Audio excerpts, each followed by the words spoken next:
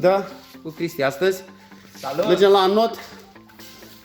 O să luăm, da, o să luăm și temperatura apei. Am ales să înotăm în mare astăzi, din cauza că o să vedeți imediat.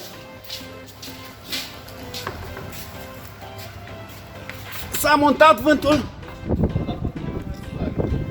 Da, se lasă, nu e nimic. Uitați cum arată lacul. Deci, abandonăm înotul la casă și vom nota în mare. Ne vedem în apă. Bun, și am intrat în apă, în mare. Imediat cum am băgat piciorul în apă, am simțit efectiv că paralizez de frig.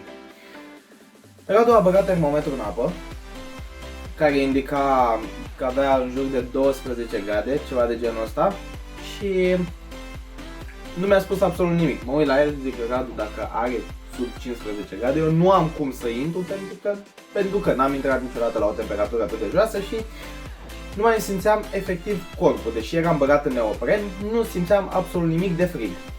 S-a uitat la mine, după ce a văzut deja termometrul, apare 15 grade jumătate. Mă uit la el, nu te văd. Da, și până la urmă mi-a spus temperatura și ne-am mutat în lac, unde avea în jur de 17 sau ceva de genul ăsta și a fost decent, chiar dacă erau foarte multe valuri, foarte mult vânt, dar a fost ok. Ce mi s-a părut foarte tare este că am reușit să fac o încălzire extrem de bună cu Radu pe margine. Am făcut foarte multă mobilitate și am intrat în apă până la jumătate, până la brâu, și am apucat să intre apa în costum și să îmi reglez cumva temperatura în interiorul neoprenului. Planul era să notăm cam 1 kilometru, mi-a arătase acolo pe laptop Radu un traseu pe Google Earth, însă totul s-a schimbat când am văzut acolo în zare un punct verde și am întrebat: Radu, ce e punctul ăla de acolo din dreptul nostru, acolo în depărtare? Și mi-a zis că este insula Ovidiu. M-am uitat la el, știam ce este pe ea, știam că e un restaurant pe acolo și m-am uitat la Radu și zic: nu vrei tu să schimbăm puțin planurile, să le ducem până acolo? Ne-am uitat pe Google Earth și am văzut că din punctul nostru sunt exact 3 km până la insula aia și înapoi în linie dreaptă. Evident, cu ce ne-am mai dus noi stânga-dreapta, ne-am dus la aproape 7 km, nu știu cât i-am registrat ceasul lui Radu. Și mi-a spus: mă, Cristi, fii atent, ok, este un volum destul de mare, dar nu neapărat asta este provocarea. Vezi că apa este foarte rece și o să pierdem foarte multă energie încercând să ne încălzim. Da, și care e problema? Am mai notat eu și am de atât.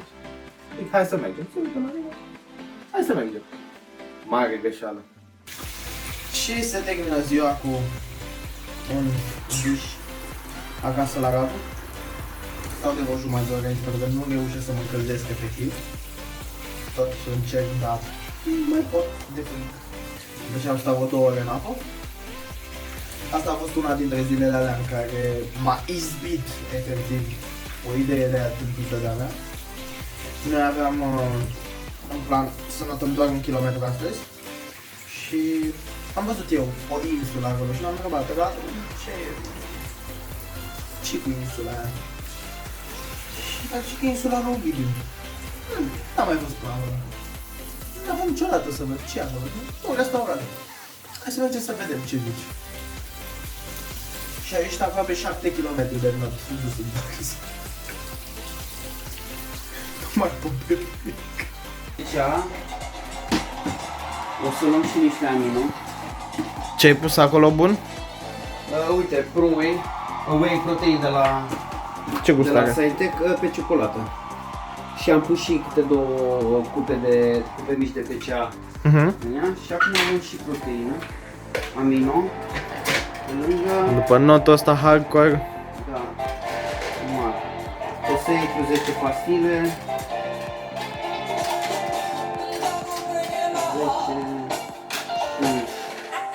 10, Ce faci? 10 tu 10 eu.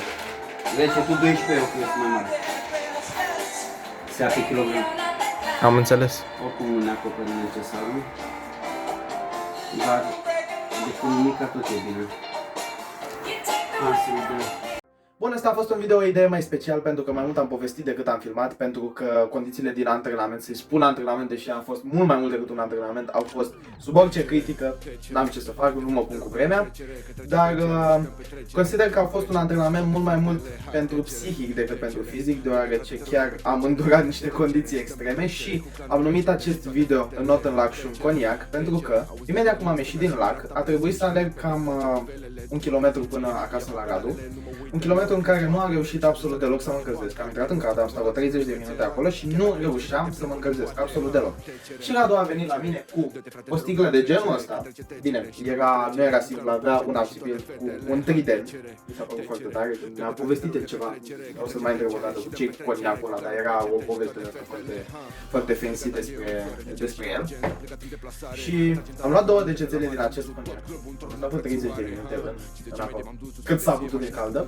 Și într-un final mi-a revenit. Apoi, după cum ați văzut, am ieșit, mi-a dat medicația corespunzătoare și mi-am revenit după acest parcurs.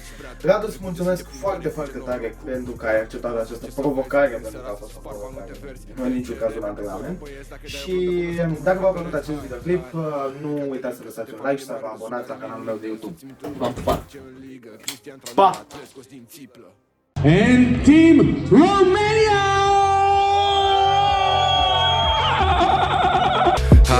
Hai, Ekaterin, suntem familie mare, râsul n-are limită. Să ții minte un nume ce o să urce în ligă. Cristian Tranule, artele scos din țiplă. Check it, 1, 2, TCR, TCR, TCR,